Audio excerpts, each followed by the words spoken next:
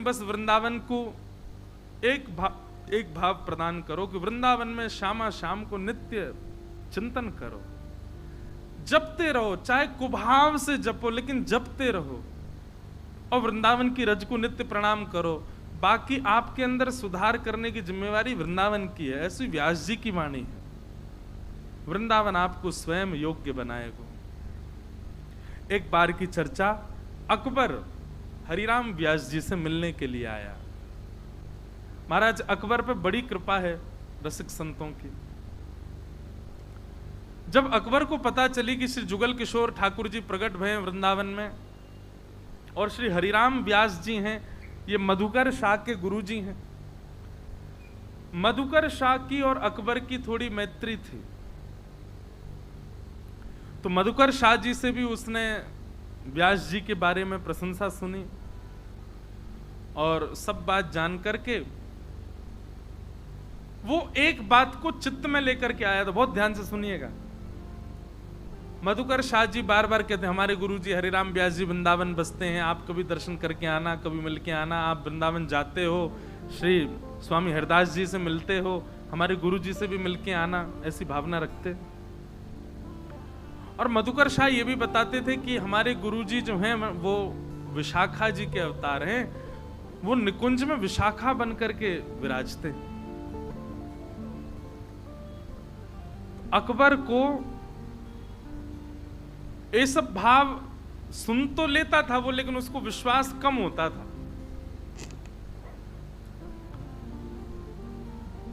उसने ऐसी भावना बनाई, ऐसी योजना बनाई कि वो हरिराम व्यास जी से मिलने के लिए शाम को गया, ताकि रस चर्चा में पूरी रात्रि निकल जाए और हरिराम व्यास जी अपने निकुंज में प्रवेश नहीं कर पाए। तब मैं देखूंगा विशाखा जी की सेवा होगी कि नहीं। और निकुंज में विशाखा जी की एक प्रधान सेवा है, क्या? पीक दान लेके रहमे। जब भी रास विलास होवे तो श्यामा श्याम पान पाले में, तो जो आधो पान रहे आधो काम में आधो रह जाए, वाकू विशाखा जी को पधरा देंगे। या करते करते रास विलास और खूब अधरामृत जब है जाए तो श्री विशाखा जी वाकू धारण करें, ये उनकी सेवा है। ये बात भी अकबर को पता थी कि इनको निकुंज में कौन सी सेवा प्राप्त है। अकबर सायंकालीन सत्र में गया और श्री हरिराम व्यास जी से जाकर के उसकी वार्ता हुई। अब अकबर बात बात पर ऐसे ऐसे तर्क प्रकट करे तो हरिराम व्यास जी विद्वान तो थे ही, अपनी विद्वत्ता से उत्तर देने में आते तो घंटों तक एक ही संशय का उत्तर देते। यह चर्चा करते करते करते करते भोर का सूर्य उदय होने वाला था, पूरी रात्रि निकल गई। बहुत ध्यान से सुनिएगा, पूरी रात्रि निकल गई चर्चा करते करते। और जैसे ही थोड़े थोड़े सूर्य उदय होने लगे, थोड़ी अंधियारी झरने लगी, तब अकबर ने कहा कि मैंने सुना है कि आप निकुंज में सहचरी हैं ठाकुर जी की, और उसमें भी आप विशाखा नाम की सहचरी हैं। तो विशाखा जी की सेवा तो पीक दान हाथ में रखने की है, और रात भर आप मेरे साथ रहे हैं, तो कल रात में रास बिहार नहीं हुआ। हरिराम व्यास जी मुस्कुरा करके बोले, देखो वृंदावन में तो नित्य विहार होता है, नित्य रास होता है। कोई सहचरी सखी की उपस्थिति या अनुपस्थिति से रास नहीं रुकेगा। ये वृंदावन है, यहां नित्य रास विहार चलता है ठाकुर जी का। अकबर बोला, मुझे प्रमाणित करिए कि आप सहचरी हैं, आप निकुंज में विशाखा का अवतार हैं, और आपकी जो सेवा है कल तो हुई नहीं, आप मेरे पास थे, तो उस सेवा का परिणाम क्या हुआ निकुंज में? मुझे जुगल किशोर जी का मंदिर दर्शन करना है अभी।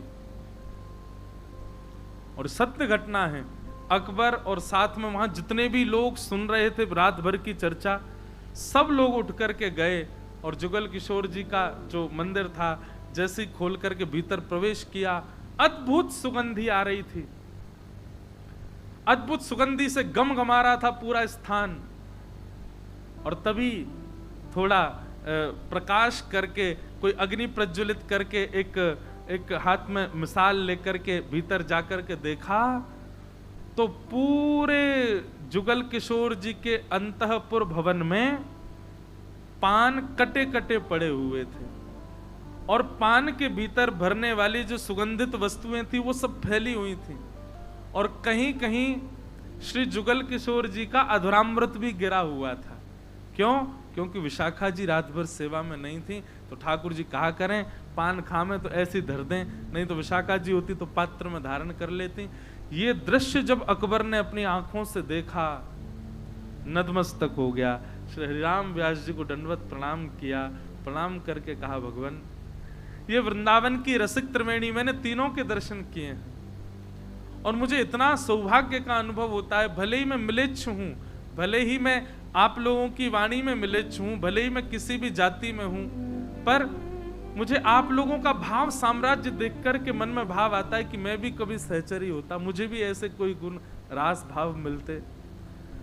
तो हरिराम व्यास जी ने जाकर के ये बात हरिदास जी को बताई, तो हरिदास जी बोले भगाई दियो दारी के रुकन मत दियो, क्योंकि रुक गए हो तो हमारे रस में भंग करेगो, राजा है पूरे भारत को राज। ऐसी एक रस लीला सुनाई गई। अब एक एक मधुर हास्य विनोद प्रसंग आता है। अब बेटा इनका जमाई तो घर जमाई हो गया था,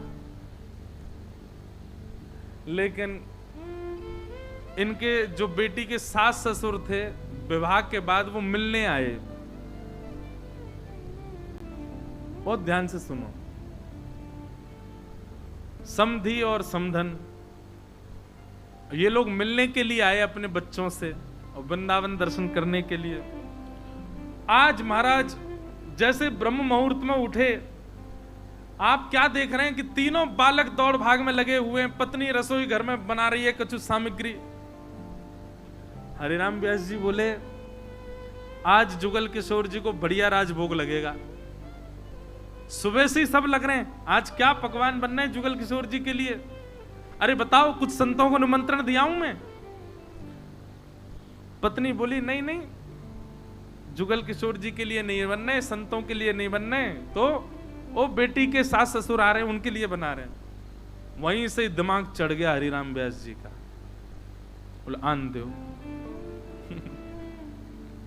और महाराज पद है, हरिराम व्यास जी कह रहे आन दो। और लो मंदम मंदम जलधरा,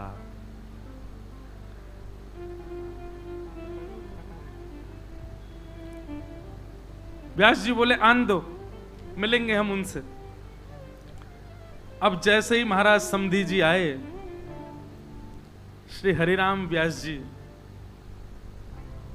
समधी के आते ही गा रहे हैं, हरि भगतन ते समधी प्यारो, हरि भगतन ते समधी प्यारो, हरि भगतन ते समधी। अगर भैया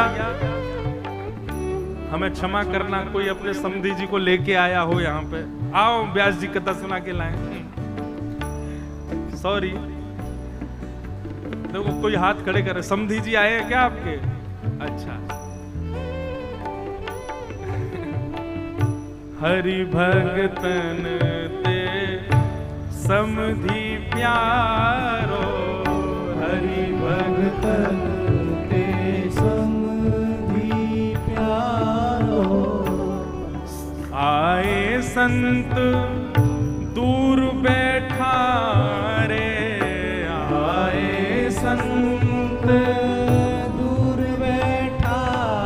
बोले कैसे लोग हैं हमारे घर के, संत महात्मा घर आमे तो उनको दूर बैठा में। बोले वहां बैठाओ, बाहर बगीचा में बैठे रहेंगे। क्यों? बोले बेचारे अपने करताल माज लेके आए होंगे, बैठ के कीर्तन करेंगे, या हमारे संतन को तो दूर बैठा में। आए संत दूर बैठा रे, आए संत दूर बैठा। क्यों? भोरत कान हमारे हरि जी, भोरत कान अरे संतों को दूर क्यों बैठा देते हैं? अब घर में बैठे रहेंगे, कुछ ना कुछ प्रवचन करेंगे, भजन गाय कीर्तन कान में बोलते रहेंगे कुछ ना कुछ। ये संतों को दूर बैठाओ। हरि संतन ते समधि प्यारे, हरि संतन ते समधि प्यारे। इतने में ही हरिराम व्यास जी के साले साहब आ गए, बच्चों के मामा। आहा, जैसे ही आए तो व्यास जी की पत्नी कहे, अरे मेरा भैया आ गया, आओ आओ आओ बेटा। भीतर ले गई उसको। व्यास जी कह रहे, दूर देश ते सारो आयो, दूर देश ते सारो आयो। जितने भी साले जीजा जी के संग आए क्षमा करना, आज सबन को गारी पड़ रही है व्यास जी की। दूर देश ते सारो आयो, दूर देश ते सारो आयो। ते घर में बैठा रे,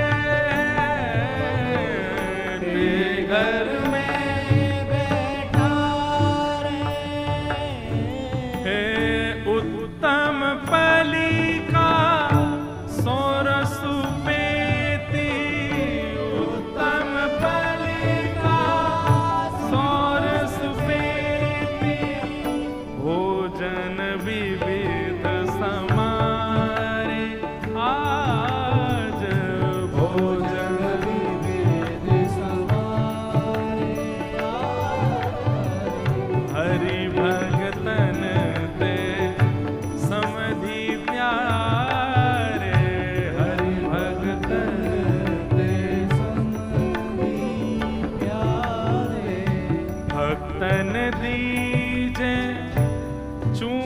चननी को भक्तन दीजे, चून चननी। बोले हरिराम व्यास जी का मत ऐसा है, आप जितनी व्यवस्था मेहमानों के लिए करते हो, जितना सुंदरता रिझाने के लिए मेहमानों के लिए करते हो, इतना संतों के लिए करो, इतना हरि भक्तों के लिए करो, इतना वैष्णवों के लिए करो। तब मानो कि हरि भक्त हरि जो आपसे प्रेम करते हैं। बोले संतों के लिए ऐसी सामान्य सी व्यवस्था कर देंगे, और दिख जाए कि कोई हमारा संबंधी आ रहा तो उसके लिए दुनिया भर की व्यवस्थाओं में लग जाते, उसको रिझाने के लिए। भक्तन, हाँ भक्तन दीजे चून चनन को, भक्तन दीजे चून चनन। और इनको सिलवट न्यारे, इनको सिलवट न्यारे। व्यास दास ऐसे विमुखन के जम, व्यास दास ऐसे विमुखन, व्यास दास ऐसे विमुखन जम, व्यास दास ऐसे विमुखन जम। व्यास जी तो यूं कह रहे हैं कि भैया पाप करने वाले ही नरक में कढ़ाई में नहीं भूने जाते, ऐसे विमुख जन भी नरक के जमलोक की यातना भोगते हैं। संत महात्माओं को, वैष्णवों को तो कुछ नहीं पूछते, और अपने संसारी लोगों को रिझाने के लिए दुनिया भर की व्यवस्था करते हैं। व्यास दास ऐसे विमुखनी जम, व्यास दास ऐसे विमुखन जम। गण सदा कढ़े रत हारे हारे, गण सदा कढ़े रत हारे हारे। हरि भगतन ते समधि प्यारे, हरि भगतन ते समधि प्यारे, हरि भगतन ते समधि व्यास जी महाराज कहने लगे, भैया इतनी व्यवस्था तुम उनके काजे कर रहे हो, जुगल किशोर जी को भजवे बारे इनके काजे, तुम्हारी कमर में दर्द है जाए, सिर में दर्द है जाए, आलस आ जाए, हरि विमुखन के लिए इतनी सेवा कर रहे हो, इतनी सेवा यदि हरि भक्तन की करी होती तो जम लोक से बच जाते।